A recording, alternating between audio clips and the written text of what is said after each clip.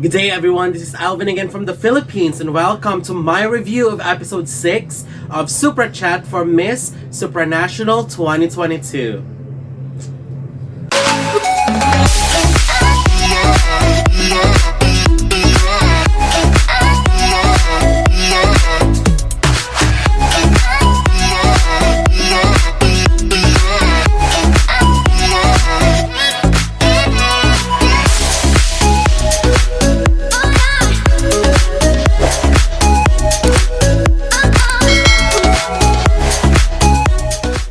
Welcome! So today we will be reviewing and I will be giving my commentaries to the performances of the ladies that is in the group 6 of SupraChat for Miss Supranational 2022, and the ladies in this group were the Czech Republic, Kristyna Malirova, Denmark, Johanne Hansen, Finland, Jana Boricheva, Germany, Jasmin Selberg, Malta, Nicole Vella, Netherlands, Serena Darder, Spain, Karla Ramirez, and Zambia, Savena Mushinge.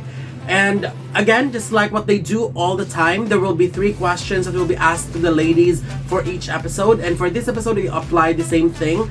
For the first question, it is a personal question which came from their own personal data. For the second question, they were asked questions, random questions from the fans. And the third question is similar question for everybody else. And for the general question, they were asked, what is your opinion on cancel culture? And is it a positive or a negative trend? And I really love that question. Simply that I've actually spoke about cancel culture many times.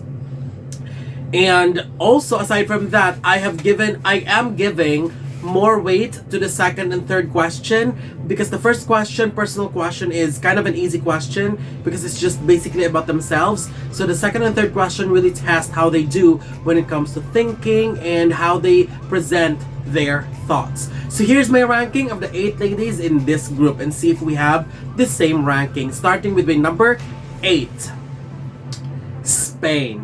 Karla Ramirez, she was asked about plastic surgery and should confident women get procedures done. Well, she's got 2 questions being thrown at her right away, and that's really a struggle, especially if you have 2 questions, because you really need to make sure that you can be able to answer both questions in such a limited time. And I do get her points, but I feel like she needs to really work more on presentation of her answers and thoughts. I commend her though for trying her best to speak in English, but as what I've said before, I've always been saying this, I felt like she should have spoke Spanish, because unfortunately I didn't really understand some of the words that she said on the second question. And also for the last question, I think I have the same thoughts. It actually made me wonder on how she'll do if she just spoke Spanish, because her points are there. I do get some of her thoughts and the points are there, but I am getting lost in the middle or along the way. So I think she needs to rethink and make a decision on whether she'll speak in English next time or stick with Spanish, in which she's comfortable with. Okay, so that must be her consideration. My number 7 goes to the Czech Republic, Kristyna Malirova. She was asked what cause is she passionate about, and she answered traveling. And I think she confuses cause and passion in this question, because when we say cause, it's something that you really advocate for. So I would consider this a missed opportunity, because this would have been a great chance for her to talk more about her ground up project. So it didn't really work. The only thing that's good here is that we were able to witness how fluent she is and how confident she is when it comes to speaking. For the last question, it was okay, and the answer was too simple for me. I am not actually expecting a rocket science answer. I just at least wanted to hear a bit more depth into her response. So hopefully she'll work on that also next time. My number 6 goes to Finland. Jana Boricheva. She was asked when does she feel the most authentic. It's so glad to know that she can speak well, and her answer was good too. She also sounds fun, confident, and authentic. However, I don't like how she ended her response. That's the only criticism I've got. For the last question, I am quite confused because she's starting to make good points. Then she switched to another thought without finishing the previous thought and then keep doing it. So it's really confusing to listen to. I really like how she thinks, but the way she presents her thoughts is also something she needs to work on. This is very, very important because when it comes to question and answer like this, you need to set a certain answer in your mind, set a specific goal, so that when you present your answer will be directed that way. By just listening to her second response, I feel like her head is filled with so much thoughts, which is a good way because you have so many things that you wanted to say, but it is not presented in a right way because all the thoughts are all over the place. So that's really something that I wanted her to work on. My number 5 goes to Germany. Jasmin Selberg. She was asked about the greatest contribution in her community. It was a good answer and very realistic answer when she said that she could teach what she wanted to know to the community, but it didn't appear that strong to me because I was looking for specifics. When she said she teach what she know, I was like, what have you taught in your community? What have you taught in your community specifically? What have you taught them so far? Give me something that you taught them. Because if she only gave me an example, that would make her answer stronger and more impressive because there is a support that backs up your statement. And that is very, very important. You can just say, I wanted to help, I want to teach the community. I mean, give us something that you have already did to support that statement. And also, for the last question, I think her performance here is much better. But her answer could have been shorter if she answered direct to the point.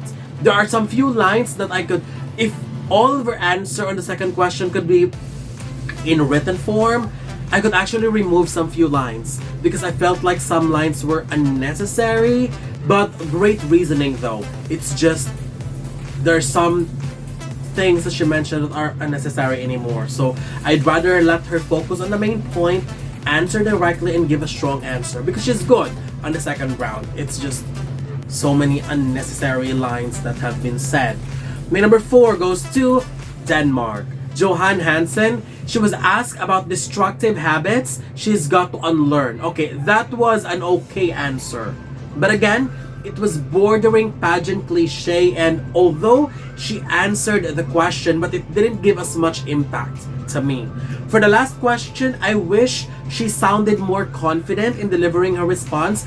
Personally, I think she gave very, very strong points. The way she talked about the pros and cons of cancel culture was great. I just wanted her to speak with a bit more conviction and confidence, and I am hoping she'll work on that as well. But job well done to her on the last question.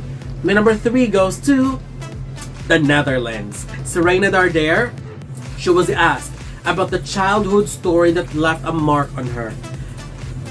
I am a little bit quite on the fence with her response. I love her answer when she talked about the story of her grandmother, about the World War II, and how she helped Jewish children. That was actually quite inspiring. However, I wish she gave more elaboration on why it left a mark on her. Because the story that she chose, superb. But she didn't answer the follow-up question on why did it left a mark on her. That's something that I was looking for. For the last question, I love how she responded to the question with such calmness. For her response, I love how she balances both scenarios for the positive and negative effect of cancel culture. Then in fairness to her, her reasoning was acceptable and I liked it. My number 2 goes to Malta.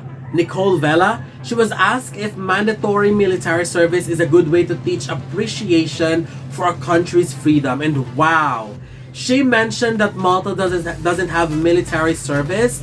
I was quite amazed because her response here was quite good, and in comparison, this isn't a very difficult question, but in comparison to the question that was asked to other ladies, I think this is on a tougher level in comparison to others. That's what I have said. I actually like her answer Although I feel like it could be stronger. Although she needs to be aware of her thoughts so that she won't be repeating the same thoughts over and over again. But overall, I like her, and as what I've said, what amazed me here, because it felt like her country has the military service, because she spoke as if she's aware of it. So that's the kind of awareness and knowledge that I appreciate. So really good answer. And for the last question, outstanding. I love her answer at the round, and I was like agreeing to the majority of the statement that she said. So I think she nailed her answer on the last question. But to me, my winner for Group 6 of SupraChat goes to Zambia. Savena Mushinge. She was asked if she thinks everyone has the right to comment on someone's sexuality. I love how firm she was when she said no. Her answer was beautifully presented as well, and I completely commend her for relating the question to a real situation scenario like her workplace and school. Very good. For the last question, I was very curious when she said that she's okay with cancel culture, because I am personally against it, but I love her point of view. For the delivery, she needs to minimize the ums because she tends to do it a lot and kind of distracting. But what made her the winner here is her eloquence, confidence, and her strong points, and her personality as well. And I also love how she made her turn a very, very engaging conversation. So that's why she's my winner. So that's it. This is my ranking of their performances for episode 6 of SupraChat from Miss Supranational 2022. And I am looking forward to your commentaries as well. Do you agree with my ranking, with my winner? So we'll talk about it in the comment section. So don't forget to leave your comments below. Don't forget to give a thumbs up and share the video as well. And most importantly, don't forget to subscribe, because you'll be seeing more of these videos in the future. For now, thank you very much and have a wonderful day from the Philippines.